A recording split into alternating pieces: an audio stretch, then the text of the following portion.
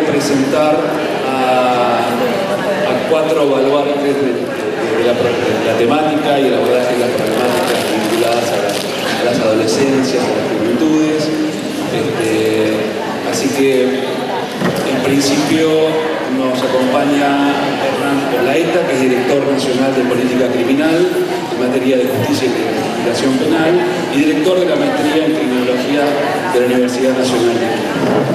Por otro lado, nos acompaña el senador Alfredo Fischer, senador por la provincia de Buenos Aires, presidente de la Comisión de Niñez, Adolescencia y Familia del Honorable Senado de la provincia de Buenos Aires.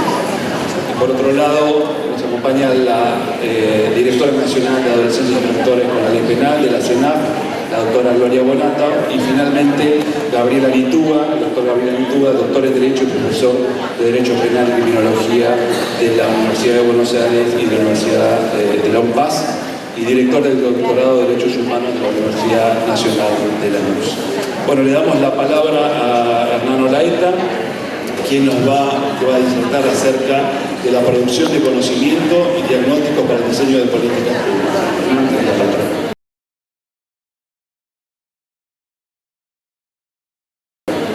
Hola, ¿qué tal? Buenos días. Gracias, Rodolfo, por la presentación. Un saludo para mis colegas del panel. Un gusto estar acá, compartir este gran panel con gente amiga y muy valiosa. Vamos a ver si al final del panel seguimos pensando lo mismo. Y bueno, agradecimiento a la convocatoria. Realmente valoramos muchísimo el esfuerzo que se está haciendo, valoramos mucho el lugar hermoso en el que estamos y las discusiones que hemos escuchado. Yo la verdad que estoy aprendiendo mucho escuchando los paneles y las ponencias, así que bueno, esperemos que nos deje mucho más este congreso. Yo voy a tratar de no extenderme mucho para respetar el tiempo y para dejar un espacio para el diálogo. Estamos hablando de justicias restaurativas, estamos hablando de perspectivas horizontales, así que lo mejor es también transmitir ese mensaje desde este panel, digamos, ¿no? Pero yo les quería comentar muy brevemente algunas características que yo pude conocer, digamos, y vivir en primera persona en mi rol de director de política criminal. Es un caso bastante raro el mío porque estoy en la dirección desde su propia creación, hice toda la carrera, digamos, en la dirección, empecé cadete, jefe de cadetes, asistente, ¿no? Llegué a director, después hubo una intervención, retrocedí un paso con el juego de la OCA y después volví al cargo de director. Entonces, digamos, estar tanto tiempo en un organismo dedicado a un tema tan específico como la política criminal y lidiando con tantas organizaciones en este tema, con tantos funcionarios de distintas perspectivas, deja algunas enseñanzas y algunos aprendizajes que está bueno compartirlo, digamos. Nadie tiene la verdad en esto, obviamente, pero por lo menos sugerencias de mi recorrido en la dirección, digamos, ¿no? En la oficina del Estado. Primero, en relación al tema que nos convoca acá, que es la política pública, que es un tema obviamente que ya definir desde lo teórico es bastante complicado. Vamos a ver después Iñaki que nos comenta sobre lo que él cree, sobre qué es una política pública. Pero digamos, desde la experiencia que yo tengo, yo conozco y lo que está haciendo el Ministerio de Justicia desde hace mucho tiempo en materia de política criminal, y obviamente del trabajo de otros colegas, uno podría más o menos resumir que la política criminal en Argentina durante muchísimo tiempo estuvo bastante limitada a dos aspectos, que es básicamente la ley penal o la labor de las agencias del sistema penal, ¿no? Entonces, acá hay como dos salidas clásicas que uno ve a lo largo de la historia argentina, sobre todo del siglo XX, que es esa fe en la norma, digamos, ¿no? La ley penal como respuesta a todo, específicamente la respuesta retributiva, que es la que más conoce el derecho penal, y después la fe en las agencias del Estado dedicadas a la justicia penal, básicamente la policía, esa delegación de la que nos habla Marcelo Saín, digamos, ¿no? La policía para que más o menos garantice un cierto orden social, la justicia penal, digamos, que simbólicamente trabaja resolviendo, entre comillas, algunos casos, y la cárcel, donde llegan las personas, digamos, más desfavorecidas en este largo proceso de justicia penal, digamos, ¿no? Entonces, claro, es una respuesta bastante limitada, bastante formal, bastante abstracta, que no ve los resultados en la práctica que uno le demanda.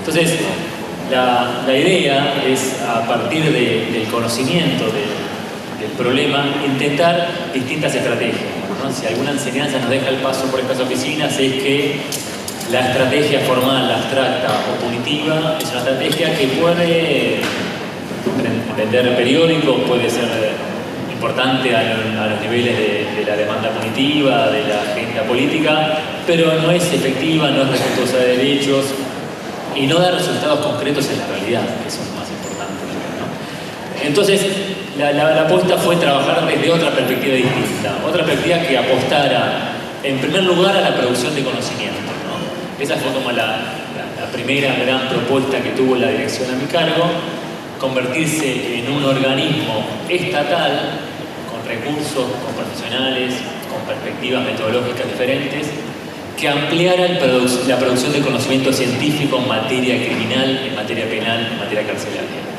Esa fue una labor, y es una labor muy importante. Estamos convencidos que no existe una política pública efectiva sin un buen diagnóstico y sin una buena evaluación, digamos, de una intervención concreta. Por tanto, gran parte de la labor de la dirección tuvo que ver con esto.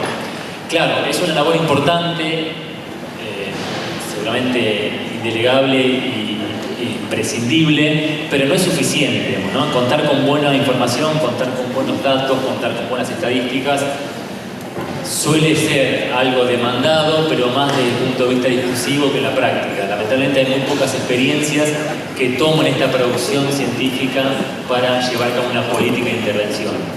El Ministerio de Justicia y específicamente la Dirección de Política Criminal tuvo una experiencia muy buena en ese sentido, con la que hasta Rodolfo participó activamente, en la época de cuando era director y después secretario Mariano Ceparrini, se llevó a cabo un plan de prevención del delito que tenía esta lógica, ¿no? Intentar trabajar también desde la producción empírica para diagnosticar y sobre todo para evaluar, digamos, la intervención, en este caso el programa de prevención del delito. Pero claro, no es suficiente, digamos, ¿no? Contar con unos datos. Cuando uno le envía al Congreso las estadísticas, dicen muy interesante y generalmente queda en un archivo esto, ¿no? O en algún asesor que tiene que hacer una tesis. Pero no son datos, no son insumos que uno vea en las exposiciones de motivos, en los fundamentos, en las discusiones parlamentarias. Entonces, la idea es que esta producción de datos sirva para otra cosa. De ahí, el siguiente paso en la dirección fue, bueno, a partir de la gran producción de información que intentamos llevar a cabo, de distintas perspectivas, distintas miradas, distintas metodologías, incorporar otros actores a partir del concepto de alianza, ¿no? De alianza estratégica. Incorporar actores del mundo académico. Nosotros tenemos una tradición de trabajo con universidades, Universidad de Lanús, por ejemplo, Quilmes, etc. Ahora estamos trabajando con facultades de Derecho de todo el país, para que las universidades también ayuden a esto, ¿no? Ayuden a la producción de datos y ayuden a la otra labor emparentada con esto, que es la de capacitar, la de sensibilizar a actores que estén involucrados en esta política que queremos llevar a cabo. Entonces, parte del plan, digamos, era hacer alianzas estratégicas con el mundo universitario, con el mundo académico, pero también con agencias del Estado que tengan una intervención directa en el campo.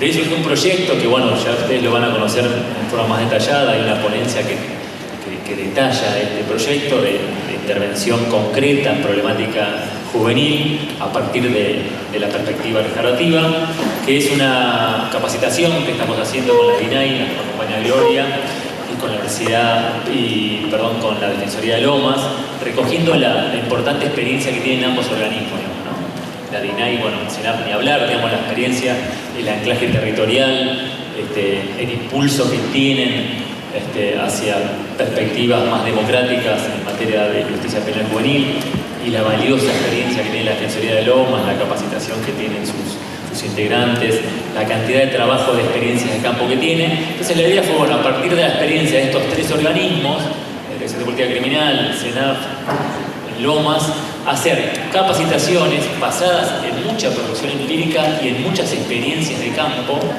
a funcionarios, técnicos, operadores de distintas oficinas provinciales en materia penal juvenil, ¿no? Las oficinas de la CENAF, las delegaciones de la CENAF, otros operadores estatales que trabajan en esta problemática, por lo menos para impulsar una estrategia que a mí me parece fundamental. Si algo, y me parece lo más importante que quisiera transmitir en el día de hoy, ¿no? Si algo aprendimos de estos años de luchar por la imposición de políticas públicas más amplias, y más efectivas, pero con un arraigo en la producción empírica, es que los cambios más relevantes vienen de adentro hacia afuera, no de afuera hacia adentro. Me parece que apostar por este cambio de paradigma, ¿no? Trabajar a partir de capacitaciones, de sensibilizaciones, de transmisión de conocimiento con agentes que están involucrados en el territorio, en el campo, en el trabajo local, es mucho más relevante, mucho más valioso y mucho más efectivo que trabajar de afuera hacia adentro. El ejemplo típico de afuera hacia adentro es la mencionada modificación legal. Entonces, si queremos hacer un cambio de paradigma, el tema de justicia penal, el tema de reconocimiento de derechos, me parece que son importantes las leyes, obviamente, son importantes las decisiones políticas más generales, obviamente, pero lo más trascendente es sensibilizar de adentro hacia afuera, de abajo hacia arriba. Esta estrategia de trabajar con alianzas y bajar al campo, bajar al territorio, recoger las experiencias exitosas y tratar de, en la medida de las posibilidades, sensibilizar a los operadores en nuevas perspectivas que le permitan resolver casos, me parece que es lo más efectivo, ¿no? Esa experiencia fue muy exitosa, este programa de capacitación ya lleva 3 años, se trabajó con casi todas las provincias del país, los resultados los podemos ver, digamos, por más en detalle en la ponencia que les comentaba, pero mi propuesta es insistir con estas alianzas, ¿no? Involucrar a campos académicos, a oficinas del Estado y a actores que estén en el territorio para, a partir de este intercambio, provocar esos pequeños cambios que de adentro hacia afuera van provocando, van propiciando los grandes cambios. Y por último, digamos, a la hora de pensar en políticas públicas permanentes, estables y sostenidas en el tiempo, también la humilde experiencia que tengo en el campo me lleva a pensar que hay algunos elementos que son muy relevantes.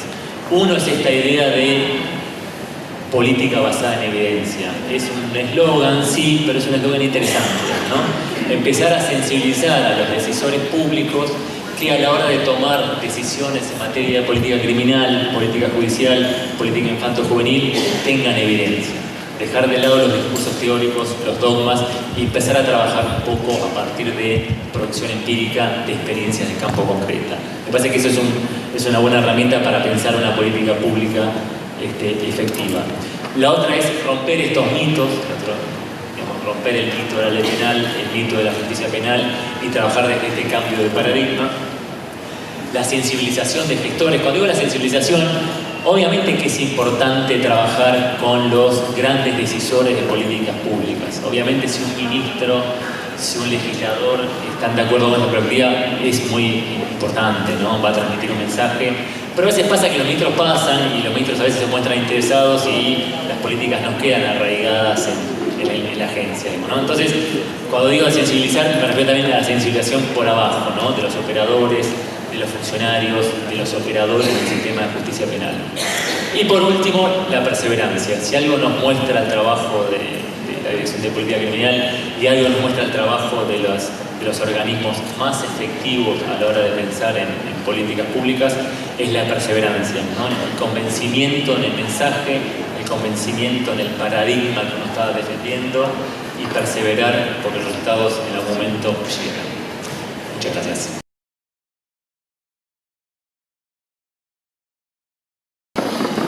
Buenos días a todos y a todas. Bueno, por supuesto, estar muy satisfechos nosotros desde la Secretaría Nacional de Niñez, Adolescencia y Familia de haber formado parte de la organización de este primer congreso y fundamentalmente además estar agradecidos, en este caso, a la Municipalidad de Avellaneda, a las compañeras con quienes trabajamos permanentemente por haber brindado este hermoso sitio, que realmente es precioso estar aquí. Yo hoy voy a conversar algunas cuestiones con ustedes que tienen que ver, y voy a poner primero el marco, porque estoy hablando exclusivamente de la parte de las áreas, del enfoque de la ley penal juvenil. Así que voy a hablar exclusivamente del tema de justicia restaurativa, de la política pública en la justicia restaurativa en el marco de la responsabilidad penal juvenil. Quisiera, ayer en la apertura quisiera partir desde ahí un par de cuestiones, algunas que planteó Germán Bauche, otras que el secretario de Niñez, el doctor Lerner, otras del ministro, otras el propio Jorge Ferraresi, sobre el tema básicamente de la resolución de conflictos y esto de generar situaciones de paz, ¿no? Y Lerner decía algo así, como seguimos teniendo dentro de la justicia, dentro de la organización jurídica en cuanto a infractores o presuntos infractores a la ley penal de menores de edad, a una ley que no cumple los básicos principios democráticos y tampoco que se ampare o que tienda a respetar mínimamente el tema de derechos humanos. Pero igual, y entonces decíamos, y en esto, en las prácticas restaurativas, puedes ir animando en algún sentido esta ley que claramente en muchos años no hemos podido modificar, hacia los conceptos más del respeto de los derechos de las chicas y las chicas. Esta es claramente el punto, siempre cuando hablamos de penal juvenil, como se suele decir, decimos que no puede ser igual al sistema de adultos. Y en esto la propia 2278 quiso no hacerlo, con su artículo 4, donde habla de un tratamiento especial. Voy a sacar la palabra de tratamiento tutelar, que es lo que dice la propia ley, a los fines de no aplicación de una condena, ¿no? Pero las prácticas nos han llevado en todos estos años, yo no les quiero contar, algunos lo saben y además diría mientras el público se renueva, así que lo voy a contar muy brevemente. Yo empecé a defender chicos con causa penal antes de la Convención sobre los Derechos del Niño. Está prohibido sacar cuentas. Empecé joven, sean buenos, empecé joven, terminé joven la facultad. Pero digo, desde ese momento, previo a la Convención sobre los Derechos del Niño, desde el año 87, que creo 86, 87, que va a haber defendido al primer chico con causa penal, y ahí la veo a Noris, que estábamos, a la doctora Piñata, estaba en esto con nosotros. El sistema, en vez de ir transformándose en más democrático y más respetuoso de los derechos humanos, cada vez se parece más al sistema de adultos, ¿no? Esto es lo que nos ha dado la práctica. Pese a esto que nos ha dado la práctica, hay cosas que debemos rescatar como positivas. La Secretaría Nacional lleva adelante desde el año 2015 en forma permanente y antes en forma más esporádica un relevamiento de las áreas encargadas del sistema penal juvenil en todo el país, tanto para lo que tiene que ver con lugares especializados de aprehensión como las medidas alternativas o la privación de libertad, que nosotros las llamamos medidas penales en territorio, cuanto a la privación de libertad en dispositivos tanto residenciales, digamos, de restricción como de privación. Y hemos visto una baja constante, lenta pero constante, de la cantidad de chicos y chicas que están privados de libertad. Digo, quiere decir que algo en algún sentido viene modificándose. Ya voy a llegar al tema, no se preocupen.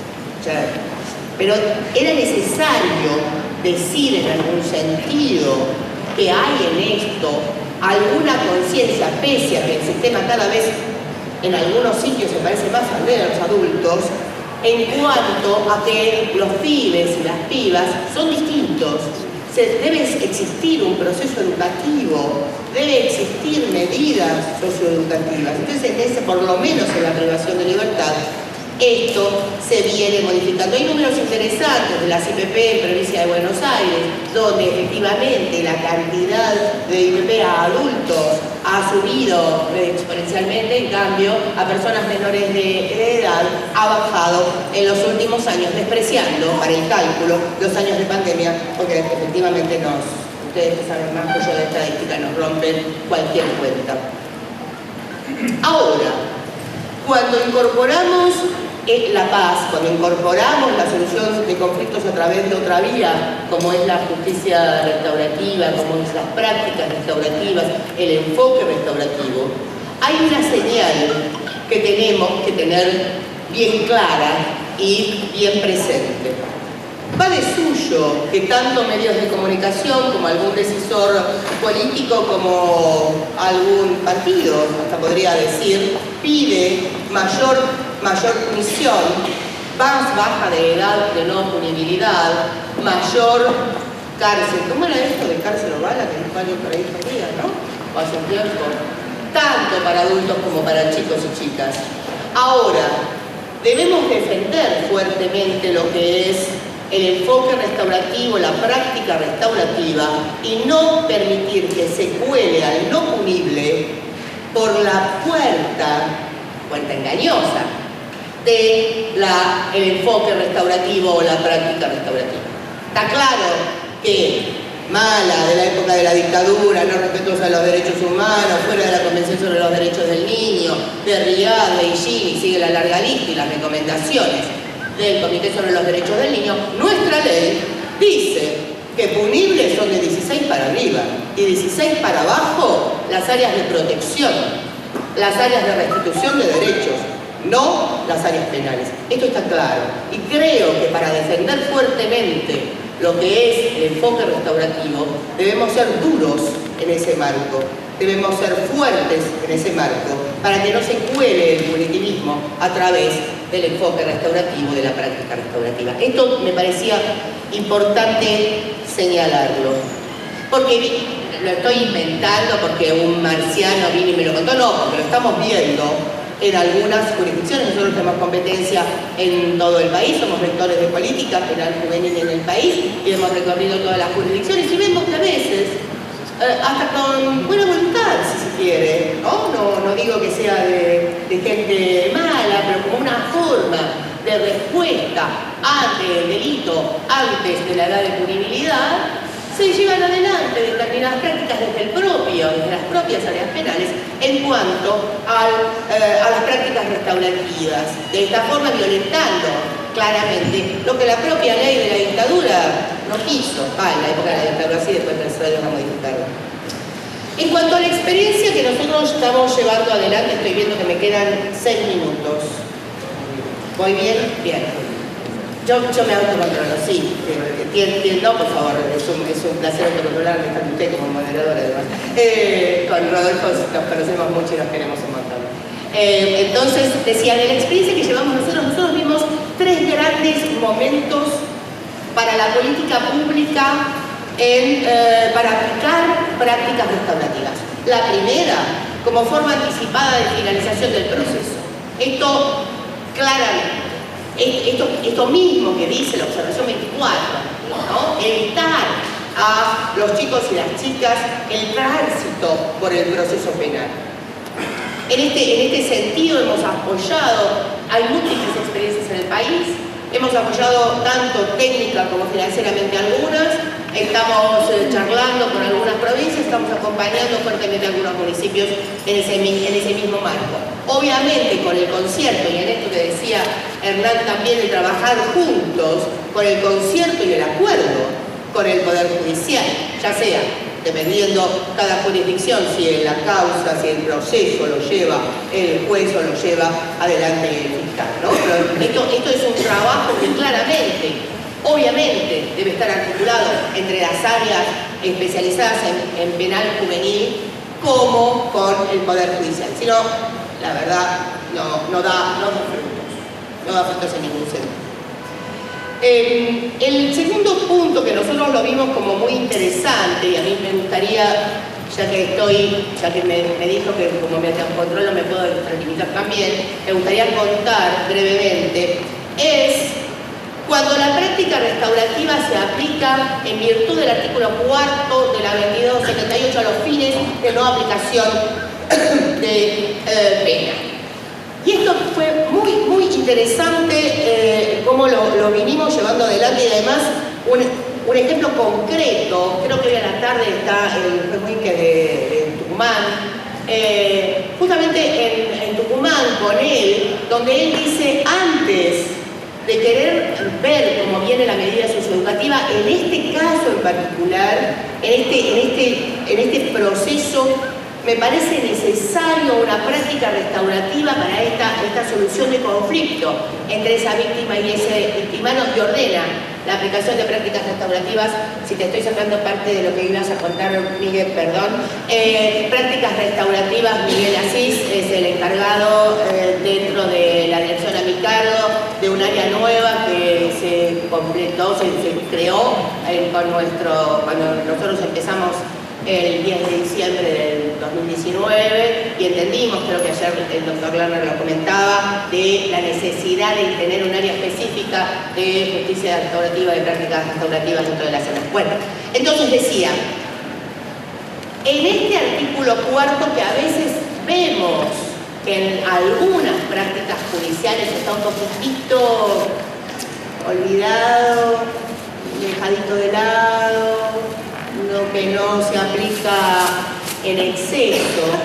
Vimos, en el caso concreto donde prestamos asistencia técnica a la provincia de Tucumán, una muy buena aplicación de las prácticas restaurativas, en donde efectivamente no era solo el juzgador que por el, diría la ley, tratamiento tutelar ve el éxito o no éxito de estas medidas educativas, que preferimos llamarlas un poco más modernamente de esta forma, sino que también con el concierto tanto de la víctima como de los afectados comunitarios se pueda llegar a una mejor solución y por ende a la absolución de los chicos y las chicas. Realmente en ese sentido vimos un gran avance, al igual que en el nuevo Código Procesal de Santiago del Estero, en donde incluye en el propio código las prácticas restaurativas en todos los momentos del proceso, tanto como forma anticipada de finalización, como en las medidas cautelares, tanto privativas de libertad como no, como en lo que sería el artículo 4 de la ley. Y el último punto que nosotros hemos visto y venimos desarrollando en cada una de las jurisdicciones es para los proyectos institucionales y los dispositivos de restricción o de privación de libertad. Y en este caso, y estaba escuchando más temprano en un panel de las compañeras del Ministerio de Justicia acá de la Provincia de Buenos Aires, del área de responsabilidad penal juvenil.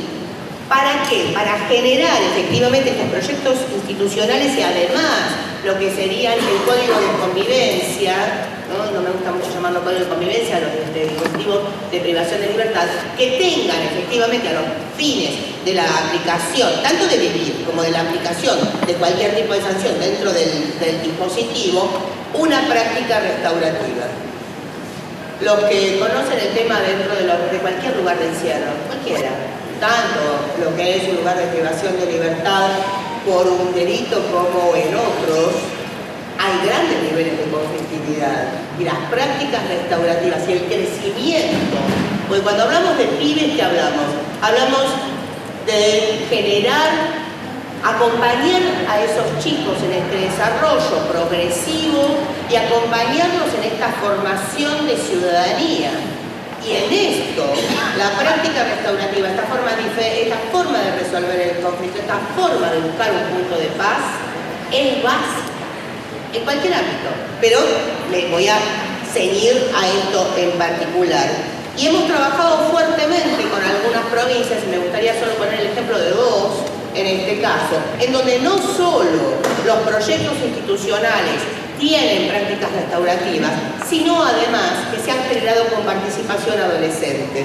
Y esto es, por ejemplo, en la provincia de Entre Ríos, y estamos avanzando. Hace poco fueron los compañeros y compañeras a trabajar conjuntamente con ellos, con la provincia de Mendoza.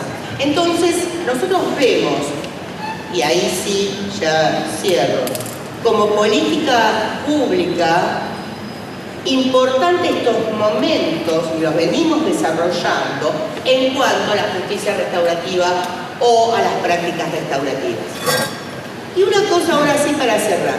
Nosotros hemos visto, y pugnamos por ello, que en cada una de las áreas especializadas en el sistema penal juvenil dependientes del Poder Ejecutivo, deben formarse equipos y el círculo virtuoso es que efectivamente en este concierto entre el Poder Judicial y el Poder Administrador, sea el Poder Administrador el encargado de la aplicación de cualquiera de las etapas de las cuales yo le venía hablando del enfoque de la práctica restaurativa.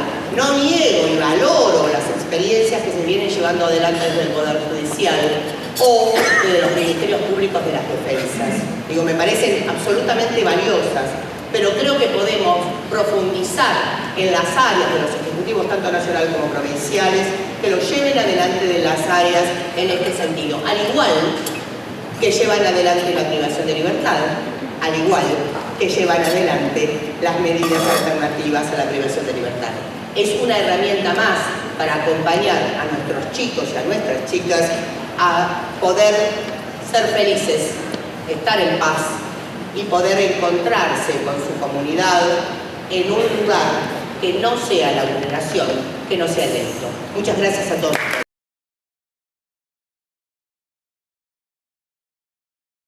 Gracias a todos. Muy buenos días a todos y todas. Ahora me doy cuenta por qué me pusiste acá, Germán, como para que aprendiera y me convenciera. No hacía falta. Digo que Germán, como su equipo, en los procesos de inclusión y laburo que está haciendo el Senado bonaerense, fundamentalmente apuntando a que su presidenta, la vicegobernadora Verónica Magario, tiene un equipo especial en el tema de niñez, encabezado por Norberto Listi, que ha ido generando mecanismos de participación sumamente interesantes y esto que por ahí mencionaba Hernán, de poder sistematizar, aprovechar, sacarle brillo a un montón de cuestiones de la praxis que muchas veces, a medida que van pasando los funcionarios, como de ejemplo a Norberto, seguramente todos lo conocemos en el ámbito de de pronto se termina ese brillo y no quedan esas experiencias como forma metodológica. Me parece muy bueno lo que vos mencionaste. Ahí conocí a Germán y su equipo y realmente él venía con con lo que tiene, esta pasión por esta forma de encarar la resolución de los conflictos, sobre todo de los pibes y pibas, y que de pronto con nuestro sistema legal, lo encaramos todos los días, tenemos mucha gente que le pone mucha garra, pero cuando valoramos los resultados seguramente podríamos tener muchos mejores.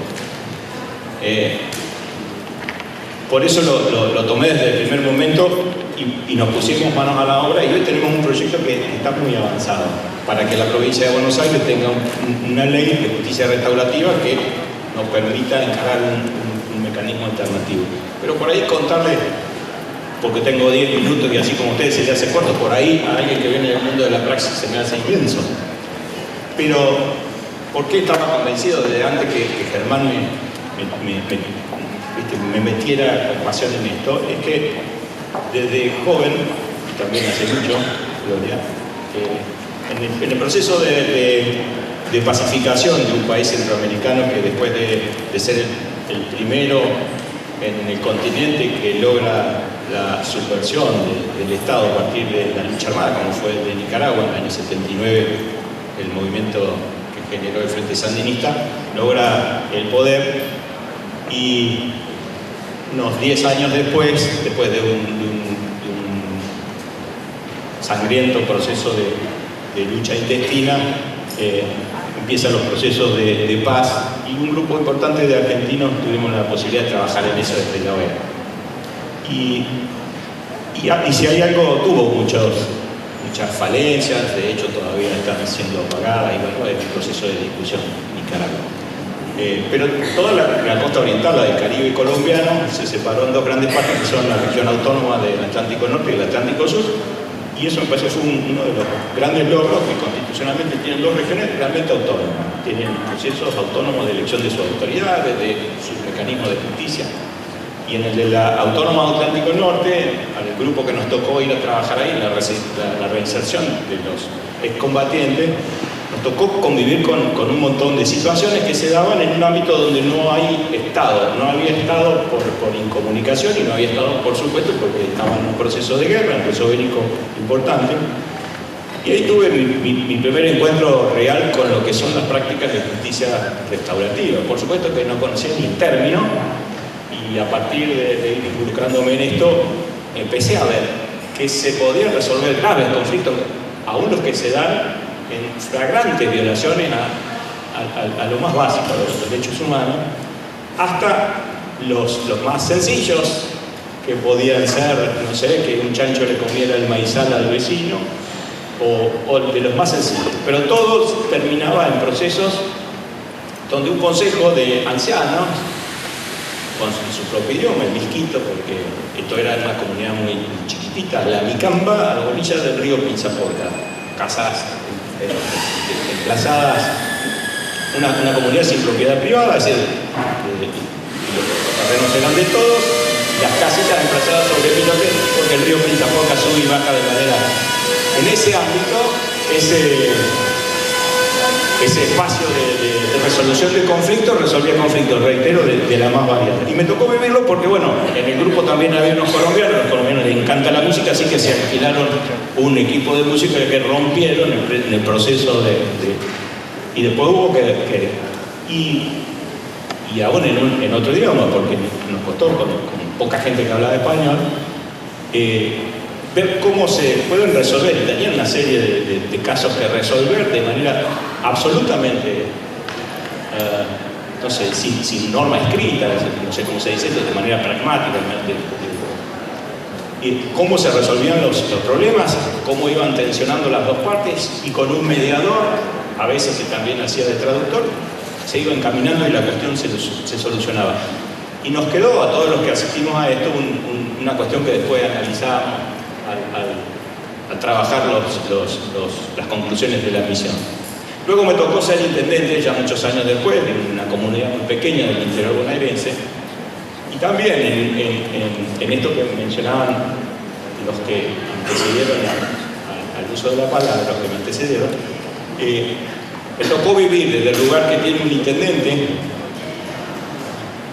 el que tuvo el papá de allá de mi compañera, que ahora vamos a trabajar también la ley, en una comunidad del interior, cómo receta a alguien toda esta problemática, la problemática juvenil, la de conflictos a veces leves, pero a veces no tanto, y cuando los procesos normales de justicia tomaban intervención y daban el camino que corresponde, presionado siempre por una comunidad que está también a su vez presionada aún en comunidades pequeñas como la nuestra, donde les puedo asegurar que la problemática de la inseguridad no es algo que nos afecte la vida, y sin embargo cada vez que hacemos una encuesta, la mayoría de los conciudadanos opinan que la inseguridad es un problema, porque cada vez que se enciende el televisor o cada vez que estamos atravesados por eso. Y entonces cada vez que ocurría un problema con pibas o pibas, desde la comunidad hay como una presión para que le piden esto específicamente al intendente. Hay que echarlos, hay que sacarlos a las pibas y pibas. El destierro, porque decir como que no hay posibilidades de solución por la vía normal, te piden. Entonces cuando la justicia terminaba con un pibe por fuera de la pila, en alguno de los lugares donde los pibes son recluidos de su libertad, cada vez que retornaban no volvían mejores. El sistema no nos devuelve una persona que solucionó sus problemas con la comunidad, con las víctimas de sus acciones, con el sistema. Nos devuelve chicas y chicos que están en una situación más compleja. Y de vuelta la presión de la sociedad, porque como vuelve así es. Entonces la cuestión se hace difícil. A mí me parece que lo que nos trajeron Germán y su equipo a la mesa de trabajo de la Comisión de Niñez del Senado tiene un perfil sumamente interesante. Y es también esto que termina siendo un proyecto de ley que aspiramos a que le podamos dar tratamiento parlamentario muy pronto, contiene varias de las cosas que decía Hernán y que decía Gloria. La posibilidad de un marco normativo que genera un organismo en el ámbito administrativo del Ejecutivo bonaerense. Preferimos que este ámbito que se encargue del monitoreo y los procesos administrativos de la justicia restaurativa en la provincia de Buenos Aires esté ubicado dentro del Ministerio de Justicia. Hubo una discusión a ver si era en el organismo de minoridad o en el Ministerio de Justicia. Terminamos inclinándonos por el Ministerio de Justicia por la relación con el ámbito y también por el mecanismo organizativo. En ese ámbito va a haber un rol del Ejecutivo y también, por supuesto, la ley contempla la posibilidad de que en todo proceso, en cualquier momento de y ahí corríjanme porque los especialistas son ustedes, en la provincia de Buenos Aires, todos los actores de la justicia, la policía y algunos más puedan requerir que el proceso sea interrumpido y que se pueda trabajar con esta metodología alternativa. Y se regula en esta ley cómo hacer estos procedimientos, también ponemos cuáles son los principios y valores en los que se basan. Y fundamentalmente se establecen 3 o 4 cuestiones que yo creo que son las más importantes, que esto requiere definitivamente de la voluntad del ofensor y del ofendido. No hay manera de que esto suceda si esto no es así. Requiere también de un intermediador y ahí estaría ese rol del Estado bonaerense en el ámbito de su poder ejecutivo, teniendo personas que denominamos facilitadores, que hagan la praxis de esto que por ahí se mencionó en las intervenciones de los compañeros. Nos parece central de que un conflicto, sobre todo en los ámbitos de los jóvenes, que es a donde le ponemos límite a nuestro proyecto, es respecto de la responsabilidad penal juvenil, podamos encontrar un camino alternativo para solucionar estos temas. Y también, por supuesto, la ley contempla una serie de cuestiones específicas, como es la posibilidad de que el sistema tradicional siga con sus pasos para no establecer problemas con los tiempos de la justicia, es decir, si el arreglo que puedan llegar las dos partes en algún momento termina interrumpiéndose, que la justicia normal pueda haber seguido y tenga los pasos totalmente cumplidos.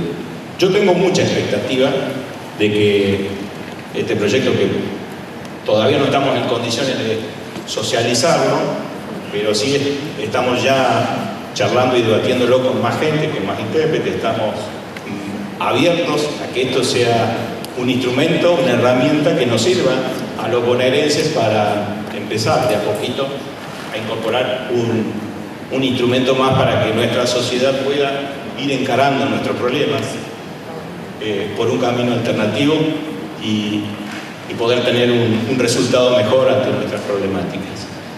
Problemáticas que escuchaba tus estadísticas y a veces las tenemos sobredimensionadas. Nosotros pensamos, si prendemos el televisor o vemos las redes o nos informamos mucho, como nos debe pasar a muchos de los de acá, seguramente no tanto como un político,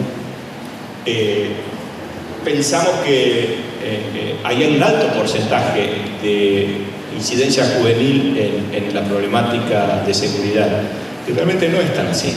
Lo que sí es muy alto es la reincidencia, y es algo que el ministro de Justicia, Julio Lac, está trabajando mucho. Un altísimo nivel de reincidencia, y bueno, está claro entonces, desde el lugar de un lego, que hay cosas que cambiar porque el sistema que tenemos no nos conforma, y además que estamos en una sociedad que cada vez más va por el camino fácil de la expulsión, del de garrote, del de bala o cárcel, como esperando de que esto nos solucione los problemas. Finalmente me parece una apuesta sumamente interesante a la que todo el equipo del Senado, que están algunos de los compañeros presentes, hemos puesto mucha garra. También tenemos funcionarios acá que se han entusiasmado, como Vivi, con quien estamos también haciendo un proceso interesante de visitas al Senado de sus pibes y pibas. Realmente estamos entusiasmados y creemos que va a ser el resultado de este trabajo una ley que posiblemente nos dé una alternativa a los bonaerenses para encontrar un camino para solucionar mejor nuestros conflictos. Así que muchas gracias por permitirme esta jornada y a disposición después si tienen alguna pregunta.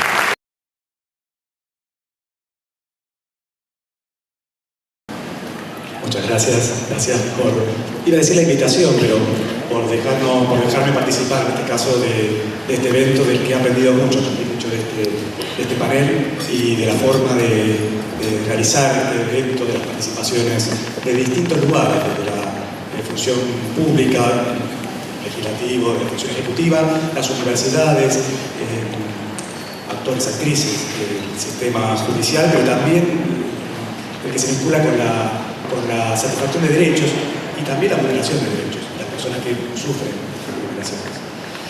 Por lo tanto, en primer lugar, agradecer por eso. Y después, bueno, en parte sumarme a algunas cosas que mencionaron para dar cuenta de las políticas públicas. ¿Qué políticas públicas para una justicia restaurativa? Pensando en la política, momento de la política, con un momento fundamental de la definición del qué hacer, de la decisión sobre qué hacer, cómo hacerlo, cuándo, la oportunidad, con qué recursos humanos, económicos, obviamente, poder tomar esas decisiones. Decisiones que tienen necesariamente que estar basadas en un conocimiento. Y acá me sumo a lo que señalaba Hernán en punto a políticas basadas en evidencia. Evidencia, acá no es que me discutí con Hernán, pero es decir, evidencia que no es solamente la evidencia empírica. Ciertamente, la evidencia empírica es fundamental para aportar ese conocimiento. Pero también prestarle atención a otras formas de conocimiento, a una evidencia teórica, que es especialmente importante para pensar en qué decisiones tomar, etcétera, etcétera. Esto digo que es fundamental para evitar caer en disparates, que es lo que está pasando, probablemente no solo con la política criminal, que es donde yo trabajo o aporto algo desde mis funciones académicas o universitarias, pero especialmente se observan en esta materia.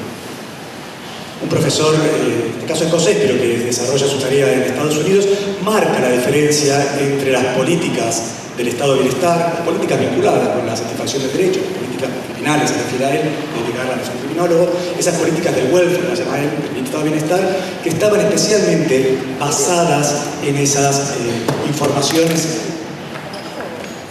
del conocimiento teórico y empírico, y que no formaban parte de la discusión electoral, de la política en ese sentido. Ni republicanos ni demócratas decidían cuestiones de una justicia terapéutica, la justicia tradicional, incluso diríamos el principio de la justicia restaurativa en la década del 70, basadas en la encuesta electoral, de ninguna manera. El cambio que se produce con lo que él llama las políticas más propias del neoliberalismo tiene que ver con esto. Se empieza a discutir en la campaña electoral, en los debates televisivos sobre yo voy a poner pena de muerte, se empiezan a decir disparates. El problema de no tener políticas públicas basadas en evidencia, basadas en conocimiento, es que se permite decir cualquier disparate. No solo decir, diseñar, proponer, afectar derechos humanos con esos disparates. Disparates que están un poco basados en... Hernán mencionó la palabra fe también. Y sí, pero yo soy muy respetuoso de la fe, de esa fe, de esa esperanza también que propicia cambios, que permite tomar decisiones. Yo acá diría la magia, pensar en el yo utilizo a veces la palabra penalismo mágico para no usar eso, el populismo punitivo, porque habla mal del populismo. No es una cosa de que la gente es tonta, la mayoría son tontas, no. Sino que hay ciertos pensamientos mágicos que llevan a creer que una ley, una norma, o que poner penas maduras, esto va a solucionar los problemas. Esto es mentira. La magia me gusta también, pero la magia lo que tiene es que después encontramos el truquito y es mentira, no están cortando a la señora por la mitad, eso no pasa. Entonces, frente a problemas reales, afectaciones a derechos reales, proponemos mentiras. Estos disparates que se proponen de distintas instancias. Milei, los Bullrich proponen disparates para ganar la elección y después no se quedarán en la función ejecutiva. Disparates son los que no solo proponen, sino que votan después todos los diputados. El diputado Petri propuso esta reforma en 2017, pero bueno, todo. Y es un disparate. Y no soluciona el problema de seguridad o inseguridad y genera nuevos problemas. Más violencia, más violaciones a derechos humanos. Y disparates también son los que pueden realizar otro tipo de políticos, políticas, que son los actores, actrices concretas, el oficial de probation, la defensora, el defensor, el juez, la Corte Suprema, que a esto lo que voy a repartir, me voy a referir en todo caso aludiendo a un mal fallo de la Corte Suprema de Justicia Nacional y que provocó cierta limitación a las posibilidades de la justicia restaurativa en nuestro país. Digo esto porque también hacemos política, a veces en esta deslegitimación de la política, que es parte de esos disparates, Santo Milay claramente, se deslegitima el político que tiene su legitimidad democrática, legisladores o presidentes, pero pareciera que hay otros políticos que no son políticos, que son expertos, los jueces, por ejemplo. Entonces, también son políticos y toman decisiones políticas concretas, algunas buenas. Yo estaba recordando ahora que fue un oficial de probation canadiense, tal Yancey, que tenía que aplicar las propias lógicas de la justicia terapéutica, en el caso de probation. Y se le ocurre, año 1974, se le ocurre con estos chicos, unos chicos que habían vandalizado una congregación religiosa, se le ocurre en vez de llevarlos, hacerles el tratamiento, lo propio de esa justicia terapéutica, iniciar lo que podríamos llamar una justicia restaurativa, ponerlos en contacto con esa congregación. Esto tiene que ver también con hacer cosas, tuvieron que ayudar a pintar lo que habían vandalizado, sí. Pero inicia algo que podemos vincular más con ceremonias de integración que las ceremonias de degradación propias de la justicia punitiva y también de la justicia terapéutica. Después vamos a volver un poco sobre esto. En todo caso, tienen y diseñan y activan, toman decisiones que son políticas públicas, desde un oficial de probation hasta, lógicamente, los jueces. Y eso tiene que ver con el necesario reparto del poder, que tiene lógica. En Argentina tenemos problemas, yo soy jurista, soy de la Facultad de Derecho, y tenemos problemas porque tenemos pésimos constitucionalistas. Digo, acá hay un problema no solo de que toman decisiones, sino también en producción de conocimiento. El conocimiento es muy malo en Argentina, el derecho, sobre todo porque tenemos muy malos constitucionalistas. Chanta, pero algunos que tampoco aportan claridad acerca de qué es lo que dice la Constitución. Que lo que está diciendo es precisamente cómo tomar decisiones, cuándo, y algunas decisiones ya están tomadas. Digo esto para aliviar en parte a los legisladores, a algunas decisiones ya están tomadas. Esa normativa constitucional o de derecho internacional de derechos humanos, que es lo que me decía. Dentro de esa cuestión tiene que ver con el reparto del poder. ¿Quién toma la decisión para evitar esto? ¿No? Que de golpe gana Milei y hace cualquier desastre. No puede ser tanto de esto. Uno sí, quiera Dios que no gane nunca. Pero para que no tomen ninguno de estos actores, ni el judicial, ni el ejecutivo, ni el legislativo, ni el gobierno federal, ni el provincial, ni el municipal. Bueno, reparte el poder de esta manera. Repartición tradicional de estos tres poderes, pero también en este sentido más vertical. Muchas decisiones que se tienen que tomar o conjuntamente, o en todo caso que se limitan. Y en ese reparto, como digo, hay decisiones que ya están tomadas o que vienen tomadas de otro lado. La Constitución toma decisiones importantísimas en política criminal. Y con la Constitución del 1994 forma parte de ese cuerpo constitucional ese derecho internacional de los derechos humanos, que tiene la misma fuerza constitucional, es decir, está anticipando lo que le dice al ejecute esta política criminal, usando política penitenciaria. No puede hacer, la vamos a matar, no, usted tiene que estar vinculando a la resocialización, a la reinserción del tipo que está condenado, respetando los derechos humanos. Esto se lo dice la Constitución, lo dicen estos tratados internacionales. No puede inventar mucho el legislador y el ejecutivo, tiene que aplicar esas decisiones más en esa instancia. Esto lo saben bien los juristas. Como digo, a falta de buenos expertos en la academia, los jueces y sobre todo la Corte se convierten ellos en esa doble función. Somos políticos, tomamos decisiones, pero también somos expertos, somos expertos. Y esto les da como una legitimidad peligrosa. Concretamente esto es lo que pasó en el fallo Góngora, es uno de los fallos que me querían mencionar, que amparándose en decisiones tomadas en otras instancias, en las instancias internacionales, en la Constitución Nacional, la Convención de Belén de Pará, decisiones jurisprudenciales de la Corte Interamericana de Derechos Humanos, Campo Algodonero, etc. De esta manera tenemos una obligación, no podemos hacer otra cosa, nosotros como jueces, los que diseñan la política en las normas penales, procesales penales, provinciales, tenemos obligación de, en estos casos, está vinculado a la violencia de género, perseguir, juiciar, condenar. No podemos hacer otra cosa. Y esto es un gran problema para los que propiciamos ciertas ventajas de terapéuticas. No podemos el caso de una probation ejecutiva, pero puede hacer esto, pero tampoco no puede hacer nada más que justicia tradicional y punitiva. Esto lo podemos hacer desde ese conocimiento informado, es decir, esto fue una muy mala decisión de política criminal. Muy mala decisión para el reparto de todo. La decisión que puede entregar la justicia penal en el caso concreto es resolver ese caso, para ese caso. Y podemos evaluar qué pasó en ese caso. ¿Qué pasó con Góngora? Góngora quedó sobreseído por prescripción. El señor Góngora no solo no fue juiciado, ni condenado, ni se enfrentó a la víctima, ni le dijo, no pasó nada, no pasó nada por el tiempo prescribió. Fue a su casa, nadie, o sea, no hubo ni justicia restaurativa, ni justicia terapéutica, ni punitiva, no hubo nada.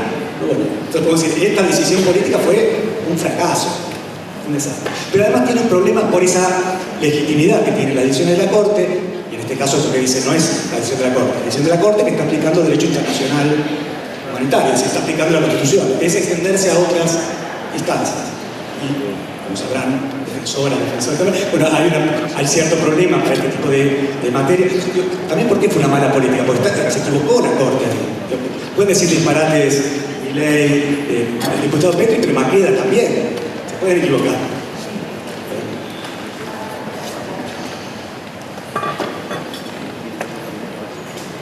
¿Por qué se equivoca? Porque aplica decisiones jurisprudenciales que están pensando para una especie de casi un genocidio, asesinatos de mujeres, para un señor que le tocó la cola, una cosa horrible y que está, obviamente, que tiene que tener algún tipo de respuesta. Pero no se aplica esa jurisprudencia y también la normativa internacional que está pensando en otros casos. Para no abusar del tiempo, lo que yo quería ver es algunas decisiones que también conforman ese marco normativo del derecho internacional de derechos humanos, ese marco normativo constitucional, esas decisiones que ya están tomadas. También en parte para decirle a los otros decisores políticos, tranquilo, no vas a comerte el garrón frente a los medios de comunicación. Si vos decís, yo estoy aplicando decisiones, ¿qué es lo que hacen normalmente los jueces? Este no soy yo, este es el marco normativo, la ley, es la institución. Bien, pero los legisladores por hacerlo tienen que hacerlo, están obligados. Y los que tienen las funciones ejecutivas también. Yo tengo que ejecutar de la mejor manera posible, haber volvido a la política penitenciaria, un tratamiento resocializado, en algún momento tiene que volver este individuo que yo tengo que custodiar sus derechos humanos tratando. Tengo que hacer esto, no puedo hacer otra cosa. No es para sacarle el cuerpo, sino para decir esto lo estamos haciendo entre todos, hay decisiones que ya están tomadas en otro lado. En este caso, en el ámbito internacional.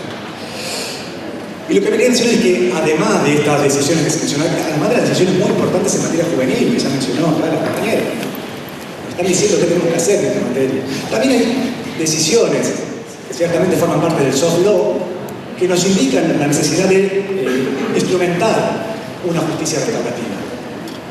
Con tiempo voy a citar dos nomás, ¿no? Una decisión que tomó el Séptimo Congreso de Naciones Unidas en Milán, redactando los principios básicos de justicia para víctimas del delito y abuso del poder. Muy interesante, 1985. Forma parte de esta normativa internacional, que sabe más internacional público, de hecho, dicen hay decisiones duras que dicen esto tenés que implementarlo ya, y otras que son como sugerencias, pero en todo caso forman parte de la decisión. Esto tenemos que hacer. ¿Cómo? Bueno, dependerá los recursos, la decisión de la oportunidad, pero el Estado tiene que hacer esto. ¿Qué tiene que hacer en este caso? Bueno, implementar una justicia que tenga en cuenta a las víctimas de delito y a las víctimas de abuso de poder. Después, si tengo tiempo, me refiero también a esto, a la justicia transicional, a los graves abusos cometidos contra derechos humanos. 1985. ¿Quiénes son los que sugieren esto? Los académicos, canadienses, basados en esa experiencia que mencioné en Jansi, holandeses, noruegos, pero firman todos los países. La decisión la toman todos, se hace cargo todos los países de Naciones Unidas que firman estos principios básicos de ir aplicándolos. En ese caso hubo como dos proyectos, uno de la Sociedad Internacional de Victimología y otro de la Federación Mundial de Salud Mental, Amnistía Internacional. Todos los tomaron en cuenta para decir cómo permitimos que la víctima ocupe un lugar. No son solo los victimarios los que ven afectados sus derechos humanos, las víctimas también para la justicia tradicional. Ninguna satisfacción se le da a una víctima a su violencia sufrida, más violencia para otros. Vos no nos interesamos como testigos. no solo en 1885 se dictan estos principios básicos, sino que después, inmediatamente, se redactan manuales. Un profesor de criminología estadounidense, otro canadiense, nos redactan un manual de cómo los ejecutivos, los legislativos nacionales llevan adelante estos prácticas. En el 2002 se da un paso más, hay otra convención internacional, otra decisión de las Naciones Unidas que nos obliga, la Corte Suprema también fue la que nos dijo que esto nos obliga, pensando en fallos. Soy jurista y trabajé en la Corte Suprema que tomó estas decisiones. Por ejemplo, el caso Berbisky, la Corte en el año 2005, la Corte Suprema de Estados Unidos le dice, de Argentina le dice a la provincia de Buenos Aires, esto que soft law, las reglas mínimas de tratamiento de los recursos, son obligatorias, tienen que aplicarlas. Esto también es soft law, como las reglas mínimas de tratamiento de los recursos, normativas regionales. Estos principios básicos de Naciones Unidas en el 2002 ya se llaman concretamente uso de programas de justicia restaurativa en materia penal. Acá no hay duda, ya no es solo víctimas. Incluso está cambiando el uso de mediación penal, los problemas en el penal, los riesgos de la mediación, totalmente. Dice, esto es otra cosa, otro tipo de justicia. Ceremonia de integración, no de degradación. Estas reglas, que son fundamentales, hay que leerlas, tendría que aplicarlas los jueces, tienen que aplicarlas todos. Tienen también un manual en 2006 y un manual mucho más reciente en 2020. Como digo otra vez, recurrir a expertos que nos dicen cómo desarrollamos esos principios básicos. De hecho, forma parte de la Agenda 2030 de Naciones Unidas. Es decir, ¿qué queremos para 2030? Queremos este tipo de justicia, nos parece que es más respetuosa de los derechos humanos. Inspira políticas públicas respetuosas de los derechos humanos.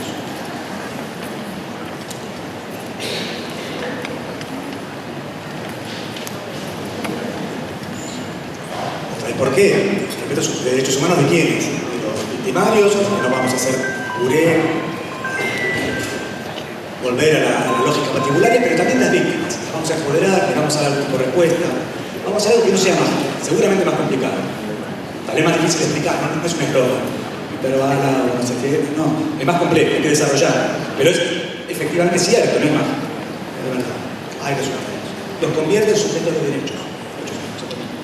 Y aprovecho en todo caso rápidamente y meterme con dos cuestiones que quería mencionar de la justicia restaurativa. Riesgos y posibilidades. Riesgos en parte ya las adelantó acá el profesor. Esos riesgos de no insistir tanto en la justicia restaurativa, con una lógica distinta, diferente a la justicia tradicional, tanto punitiva como terapéutica. Insistir más en eso de la mediación penal, que en todo caso lleva a acelerar los tiempos y a sacarle el cuerpo, que estos funcionarios, que son los que diseñan, los que implementan, los que llevan adelante las políticas, que tienen el cuerpo.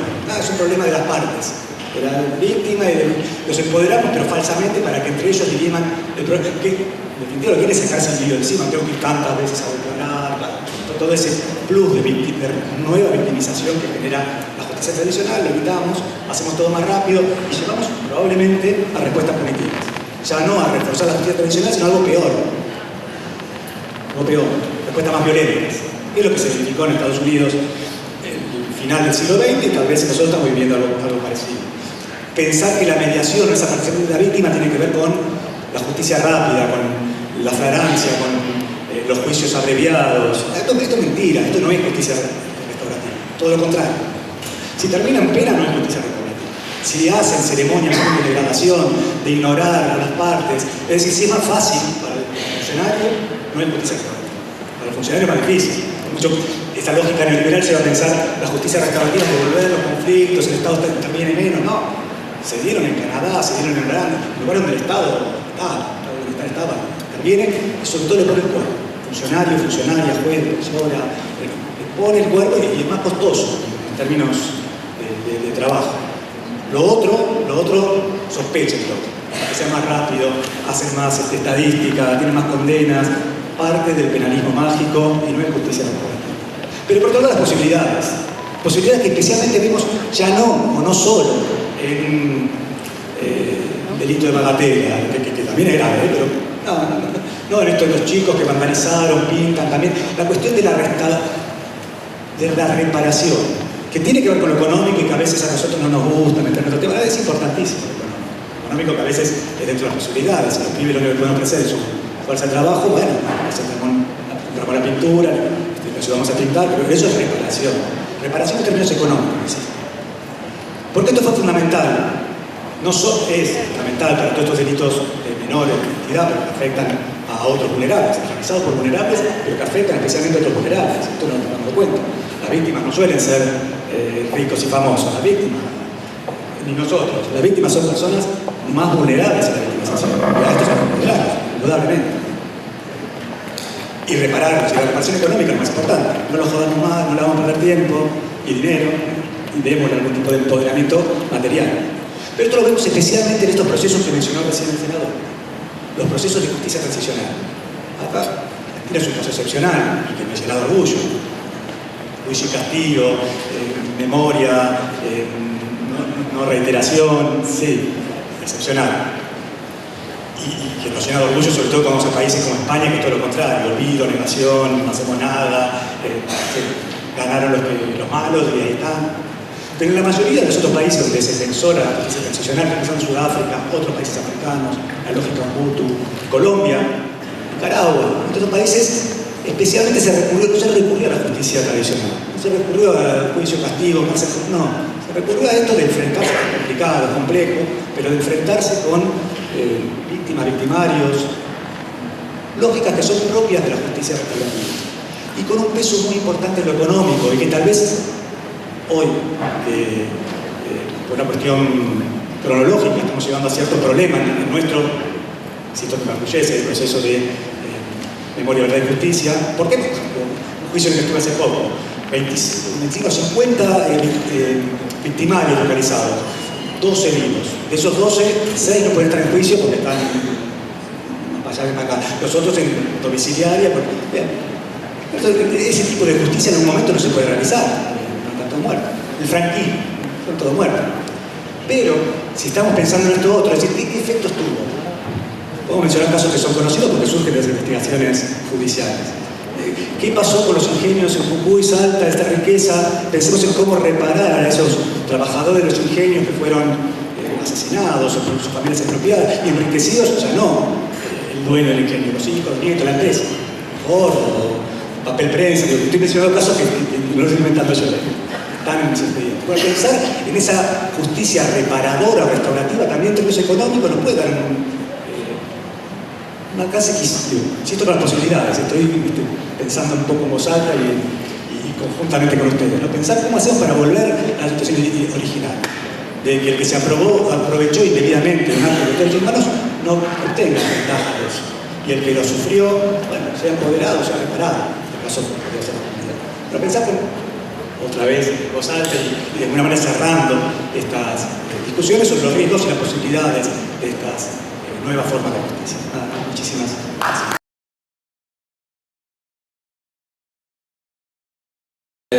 Bueno, hay muchas preguntas como para todos y todas y algunas más personalizadas. Bueno, lo primero. Para Hernán Olaeta, trabajar en articulación con universidades, con ICEP y otros organismos de producción de conocimiento, para que puedan aportar inclusive desde una mirada federal o de distintas provincias y localidades. Me parece que más que una pregunta es como una propuesta, ¿no?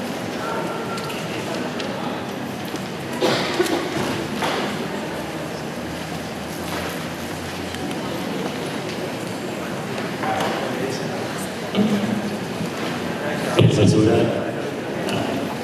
Sí, apoyo completamente. Es parte de lo que intentaba transmitir de manera un poquito rápida, digamos, ¿no?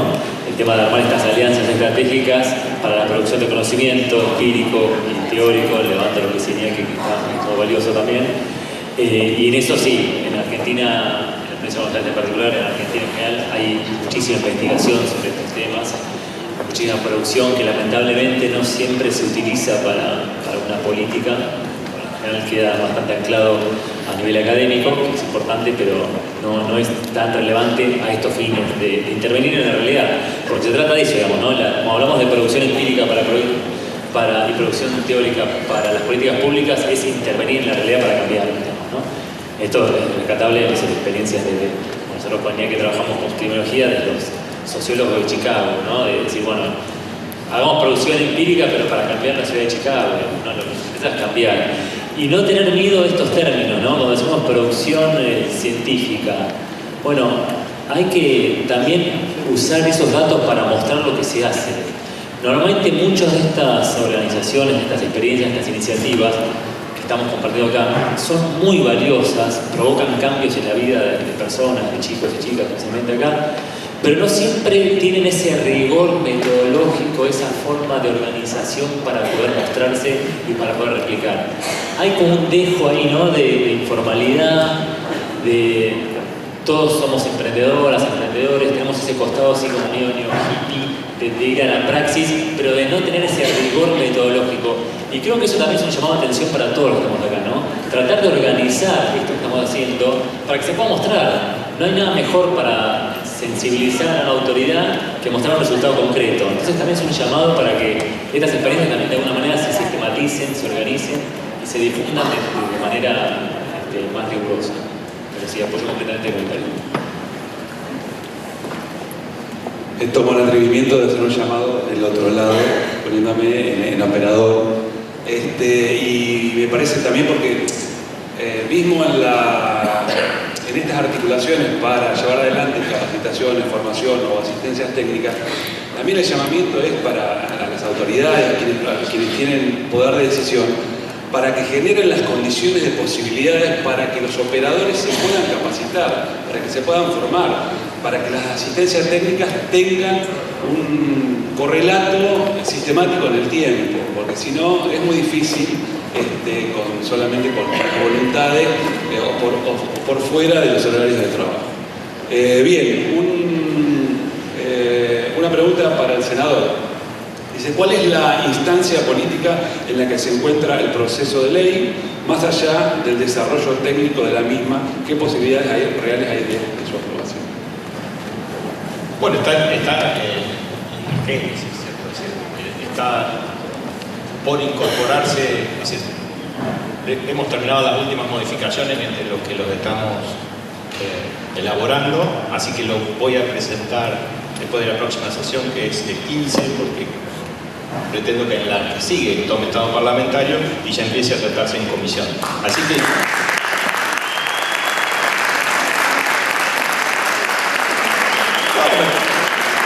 y después viene una cuestión que, por supuesto, todos sabemos. Me toca presidir una comisión en donde la fuerza que represento, que es el peronismo, está en minoría. Y enfrente, aún también dentro de nuestro espacio, que ahora, cierto, no es de una fuerza, de un partido político, sino que somos un frente, también tenemos un abanico de pensamiento diverso. Y no va a ser fácil, Germán.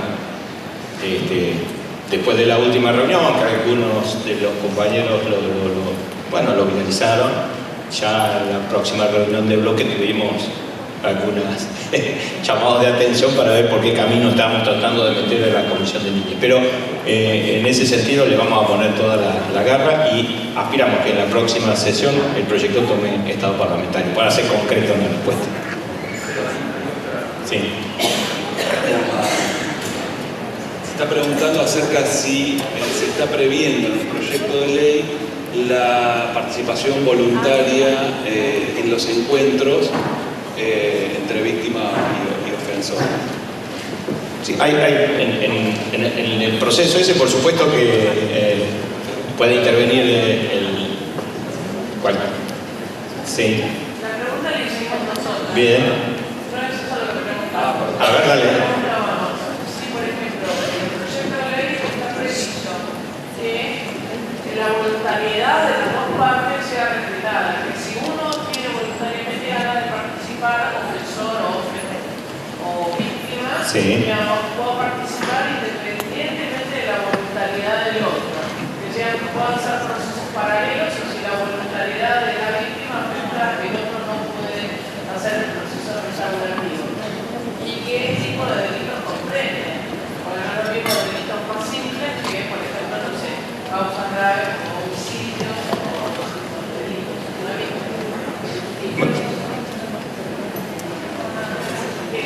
No, nosotros, es decir, hubo discusión en ese sentido, a ver a dónde pensábamos que esta idea de la práctica restaurativa pudiera ser. Nosotros lo limitamos al fuero de responsabilidad penal juvenil, pero es decir, esto no quiere decir que en el futuro no pueda dar soluciones esta práctica y los procesos que determine esta ley para resolver otro tipo de problemática.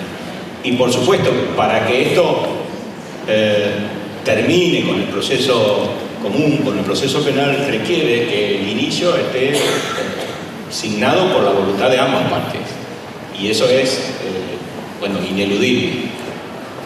Es posible, sí, que de pronto, como mencionaban aquí, y esto es una cuestión que por ahí no está en la ley, pero decir, hay alguien que dentro de su proceso y de su, del mecanismo de pagar sus culpas, que esté en un lugar y pueda tratar de involucrar, yo creo que existe la posibilidad de que pueda restaurarse desde el lugar de ofensor, porque requiere de eso también los procesos para sanar.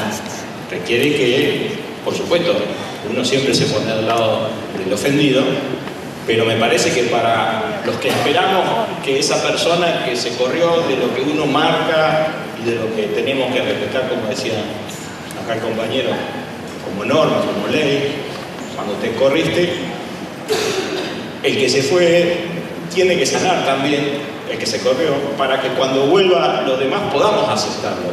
Porque, y lo reitero esto, desde el rol de un dirigente comunal, de una comunidad pequeña, y donde tenés que tratar de llevar a la concordia a toda una comunidad, las mayorías están esperando de que estos procesos sanen, de que mejoren, y no nos está dando resultados lo que estamos haciendo hoy. Así que me parece que sí, que a veces se pudiera intentar usar esta práctica solamente con una parte, pero para que el proceso penal concluya requiere que inicie con la voluntad de ambos. Bien, hay otra pregunta que plantea cómo propone generar la incorporación de las prácticas restaurativas como corresponsabilidad social y proceso de modificación social fuera del Poder Judicial, para cualquiera. Es decir, cómo están pensando, cómo proponen la aplicación de prácticas restaurativas en la trama de relaciones de los actores, más allá del Poder Judicial. Mi ámbito de investigación es el Poder Judicial, investigo ahí, y por otro lado tienen recursos. Un tema del que siempre eludimos es el tema económico, y lo que no es la magia sí puede ser gratis. Es una ley, no, cuesta el papel que se escribe. Todo tipo de política tiene que tener pensada una cuestión presupuestaria, cómo se regula. El Poder Judicial, la ventaja que tiene recursos. Entonces, que surjan ahí parece un poco natural de esa aplicación. En otras instancias tal vez sería más fácil, sobre todo para pensar, y también tenemos algo mítico, creo, la idea de la justicia como lo sagrado, lo que viene de la Edad Media, un lugar donde podemos parar la pelota, y hacer de alguna manera también con empoderamiento material que la persona victimizada se acerque, darle alguna ventaja, no que esto sea peor para ella, sino para que vaya, no va a ir, si vas a recrudecer el dolor, perder tiempo, dinero, no, obviamente. Pero esto requiere de dinero, de ayuda y tal vez de otras instancias, pero tal vez trabajar conjuntamente con las que están, con las que existen, donde hay ya recursos.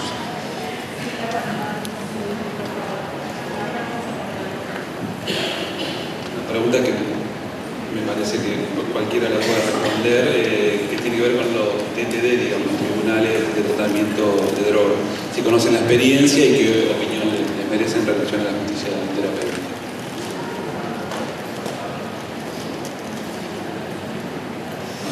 Yo primero porque casi que insistí en la idea de la justicia restaurativa como algo distinto de la justicia terapéutica también. No necesariamente la justicia terapéutica, ¿no? Pero a veces tiene este riesgo de conformarse también una ceremonia de inferiorización, degradación. Una de las ventajas de la justicia terapéutica es tratar de poner en lo posible un plan de igualdad, ¿no? De integración.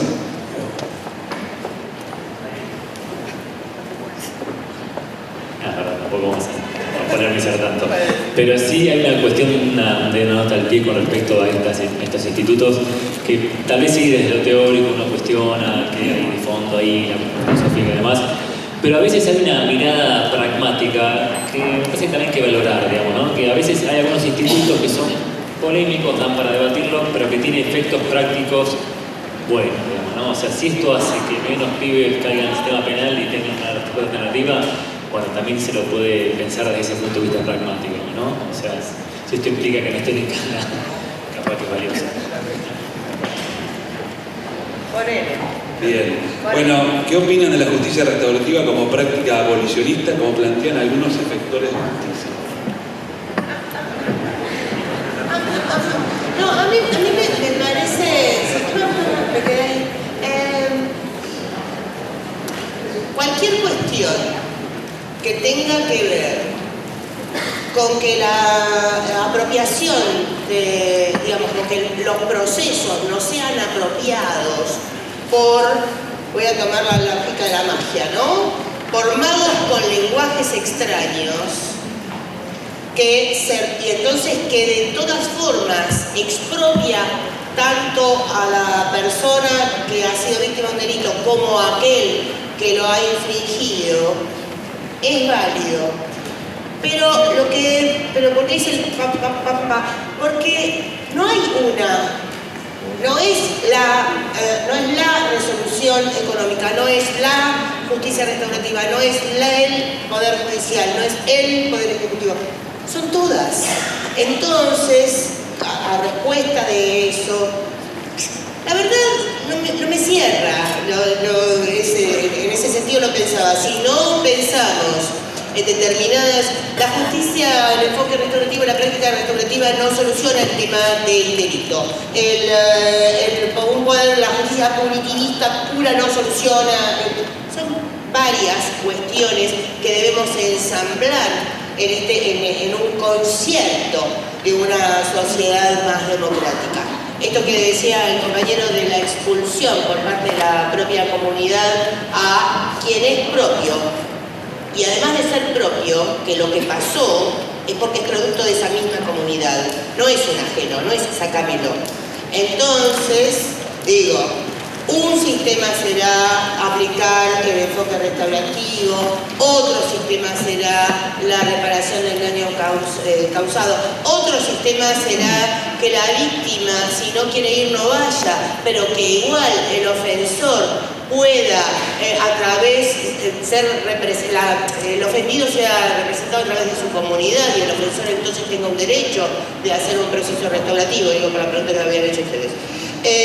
Entonces, en ese marco me parece que son todas, ninguna nos da la solución mágica, por eso era el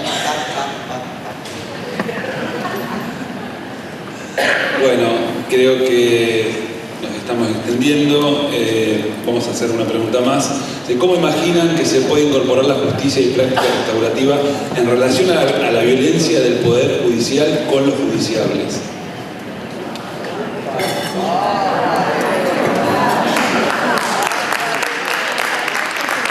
Pero yo creo que todos estamos hablando de esto, ¿eh? Ninguno lo dijo tan así, pero todos estamos hablando de... Son palabras que cuando hablamos de conocimiento, ¿qué hacemos cuando investigamos la justicia? Vemos esto, vemos la violación de derechos humanos que produce la justicia tradicional. Y como esto no funciona, vamos pensando en otras formas de justicia. Me parece que todos estamos hablando de algo parecido. Y en todo caso, evitar, hay cosas que hace bien el neopunitivismo a la derecha, que es imponerte etiquetas descalificadoras, como abolicionista, que es la pregunta anterior. Yo en esta suelo entrar en todas, porque si nos referimos a productores de conocimiento holandeses, sí, son maestros que te dicen abolicionistas, vamos a eso y sí, soy. Pero no lo uso de esta manera, ¿no? Ninguno leyó a Hulsman, a Christie, a Bianchi, lo usa para decir que usted no sabe nada, es una abolicionista. Como te puede decir garantista, sin tampoco decir, esto es Ferrayol, y un buen constitucionalista, diciendo que garantista usted no está a favor de las víctimas, no puede dar. Zafaronista, dijo uno, estoy disparatado. Y también, sí, también soy discípulo de Zaffaroni, pero no están queriendo decir que estudiaste con Zaffaroni. ¿Qué decís? Vos no podés. En Estados Unidos en los 80 utilizaban el liberal, que acá significa otra cosa, claro, pero ahí eran los liberales los que no podían hablar. Están en una nube de pedos, son teóricos, son de convencer, esos son los liberales. Los que tenemos la posta somos los no liberales, los maduristas. Bueno, hay que escapar, hay que romper esa cosa de etiquetamiento, demonizaciones, luego que rompa la posibilidad de diálogo. Yo acá pegué una, la del peronismo mágico. Bueno, a lo mejor utilizar también sus herramientas de eslogan, de intentar desde el mundo académico traducirse, permitirse diálogos, incluso estos que no son muy molestos. Pero cómo sacaron encima las etiquetas es complicado. Bueno, quedan algunas más y otras por ahí que seguramente se van a ir respondiendo a lo largo de la jornada, ¿no? Agradecemos a todos y a todas en el panel, creo que ha sido muy potente y han dejado mucha resonancia entre la gente. Así que muchas gracias a todos.